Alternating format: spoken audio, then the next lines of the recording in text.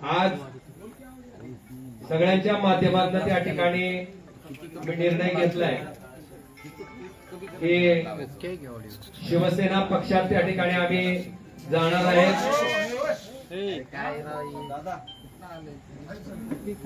श्री एकनाथ शिंदे साहेबांच्या नेतृत्वाखाली आम्ही त्या ठिकाणी काम करणार आहेत। त्या पाठीमागची पार्श्वभूमी अशी आहे की आपण बघितलं असेल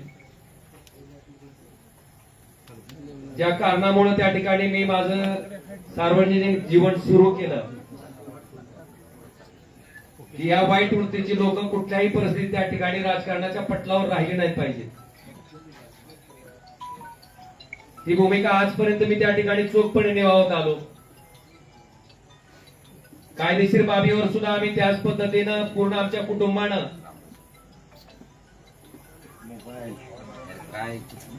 महाराष्ट्र पोलीस जे तपास करत होते, कळंबोली पोलीस स्टेशन जे तपास करत होते ते दबावाखाली करतंय आणि इथून आम्हाला न्याय मिळू शकत नाही, म्हणून हा तपास सीबीआय कडे वर्ग करावा अशी मागणी, अशी याचिका हायकोर्टात केल्याच्या नंतर या हत्याकांडाचा तपास त्या ठिकाणी सीबीआय कडे वर्ग झाला। 20 वर्ष अविरतपणे न्यायालयीन प्रक्रिया चालली। फार मोठ्या अपेक्षा आमच्या कुटुंबाला त्या निकालात होत्या। मेरिटवर निकाल येईल अशी अपेक्षा होती, पण दुर्दैवानं जो काही निकाल आला ज्याच्यामध्ये सन्माननीय न्यायालय म्हणतंय की राजकीय वैमनस्य होतं तेही मान्य करतंय। कुठल्याही हत्याकांडामध्ये उद्देश, मोटिव्ह फार महत्वाचा असतो तेही न्यायालय मान्य करतंय, पण दुर्दैवानं कळंबोली पोलीस स्टेशनच्या तपासाला त्या ठिकाणी बेस करून मला वाटतं ज्या पद्धतीचा निकाल आला तो अतिशय दुर्दैवी होता। आणि अशा पद्धतीनं या निकालाचं दुःख, कारण ज्या दिवशी राजेसाहेब गेले त्या दिवशीचं जे दुःख होतं तशाच पद्धतीचं दुःख आमच्या पूर्ण कुटुंबाला काल सहन करावं लागलं। मला वाटतं ह्याच्यामध्ये एक माणूस त्या ठिकाणी सक्षमपणे आमच्या पाठीशी उभा होता आणि त्यांनाही ते पटलेलं नव्हतं। काल ज्या पद्धतीने निकाल आला त्याच्या बाबतीत सीएम साहेब, देवेंद्रजी फडणवीस, श्री एकनाथ शिंदे साहेब यांच्याशी माझं बोलणं झालं। त्यांनी अमित शहा साहेबांबरोबरही माझं बोलणं करून दिलं। आम्ही त्यांना इतकीच विनंती केली की साहेब आम्हाला कुणाचा फेवर नकोय, पण आम्ही जे संघर्ष मागच्या 20 वर्षापासून करतोय, फक्त न्याय मागतोय, तो न्याय आम्हाला मिळवून द्यावा ही आम्ही कळकळीची विनंती त्या ठिकाणी केली। आणि आदरणीय एकनाथ शिंदे साहेबांनी स्वतः समोर येऊन स्टेटमेंट दिलं आणि सीबीआय त्या ठिकाणी माननीय हायकोर्टात या प्रकरणाबाबतीत अपील दाखल करणार आहे। अपेक्षा इतकीच आहे की केसच्या मेरिटवर त्या ठिकाणी जो न्याय त्या ठिकाणी डावलला गेला तो आम्हाला न्याय मिळावा। आणि म्हणून या सगळ्या बाबीचा विचार केल्याच्या नंतर आपण जर आमची इथली राजकीय परिस्थिती बघितली असेल, बऱ्याच मंडळींना वाटतंय की आता तुमचा एक पक्ष त्यांचा एक पक्ष। मी अतिशय प्रामाणिकपणे सांगतो की कुठलाही पक्ष असला तर अशा वृत्तीला राजकारणातनं थांबवण्यासाठी जे काय करावं लागणार आहे त्याच्यासाठी ओमराजे कधीच थांबणार नाही ना मला कोणी रोखू शकत।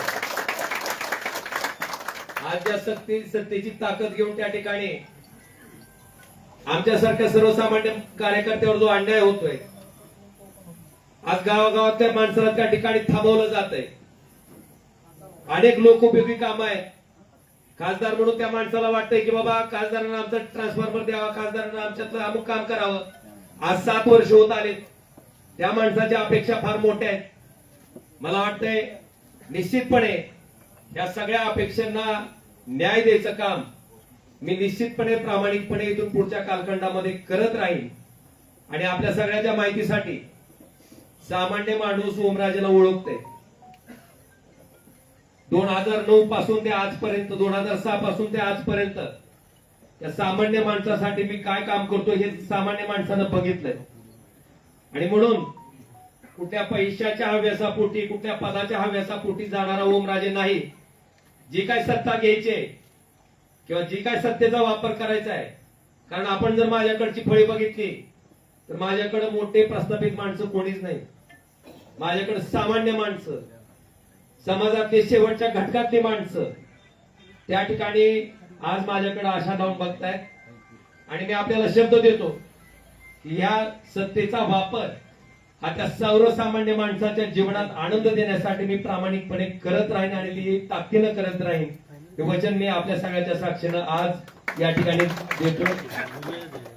आणि आम्हाला खात्री आहे की ज्या पद्धतीनं धावून जाऊन काम करायचा त्यांचा स्वभाव आहे, त्या पद्धतीने ते निश्चितपणे धावून येतील आमच्या प्रत्येक, कारण आमचं काही वैयक्तिक कुठलंच काम नाहीये, माझं कुठलंच काय असंही नाही किंवा काहीतरी वेगळा व्यवसाय माझा चालू आहे आणि त्या व्यवसायाला संरक्षण देण्यासाठी मला जायचं आहे ना. माझ्यावर काही ईडीसी व्यायची बी दाढ पडली असंही नाही. बांधवांनो, प्रामाणिकपणे काम करणारा, 24 तास मधला 24 तास वेळ देणारा मी एक सामान्य कार्यकर्ता आहे. आणि निश्चितपणे त्यांच्या नेतृत्वाखाली आम्ही अतिशय चांगल्या पद्धतीचं काम आपण जर बघितलं असेल तर कृष्णा मराठवाडा सिंचन प्रकल्प जो की कित्येक वर्षापासून त्या ठिकाणी अपूर्ण आहे. आपल्याकडे बॅरेजेसची कामं आहेत जे की आम्ही त्यावेळेस सुरू केले होते, त्याची इस्टिमेट चालू केले होते. मला वाटतंय या सत्तेचा उपयोग कशा पद्धतीने केला जाऊ शकतो हे निश्चितपणे आम्ही धाराशिव लोकसभा मतदारसंघातील जनतेला चांगल्या पद्धतीने त्या ठिकाणी राबवून, नुसत्या घोषणा नाहीत तर त्या राबवून अतिशय चांगल्या पद्धतीनं दाखवून देऊ, हेही वचन मी आजच्या या पत्रकार परिषदेच्या निमित्तानं देतो.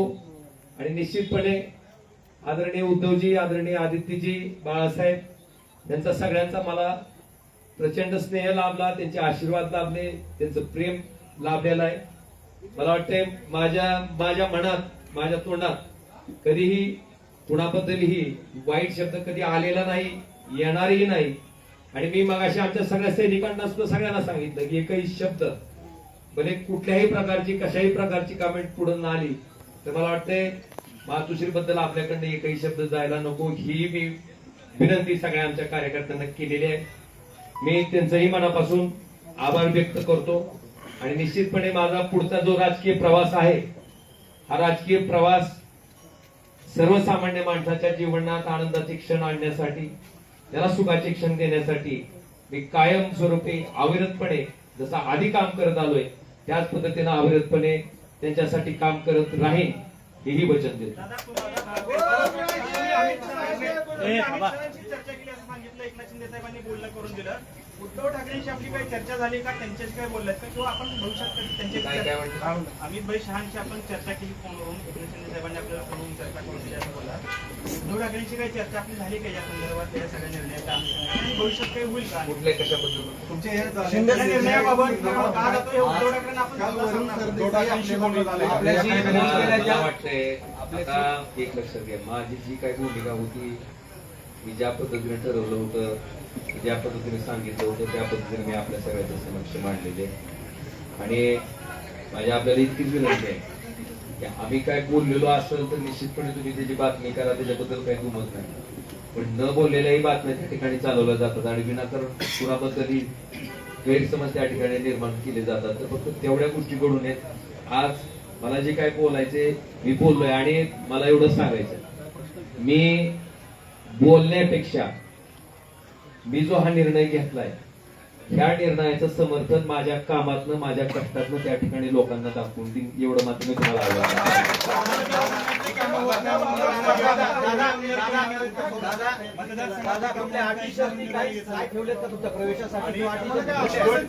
एक लक्षात घ्या, 8 टाकून मी काम करणारा कार्यकर्ता नाही. आणि आपल्या माहितीसाठी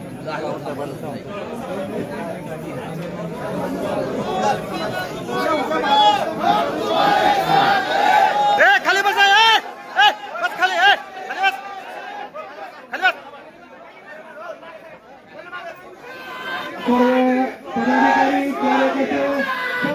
खाली बस.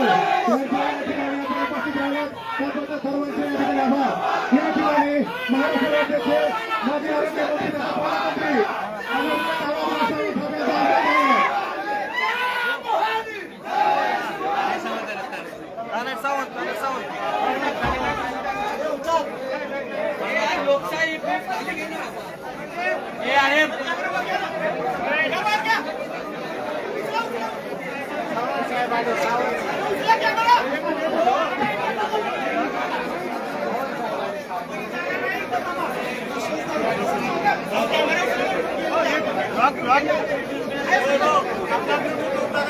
कशाला लावला?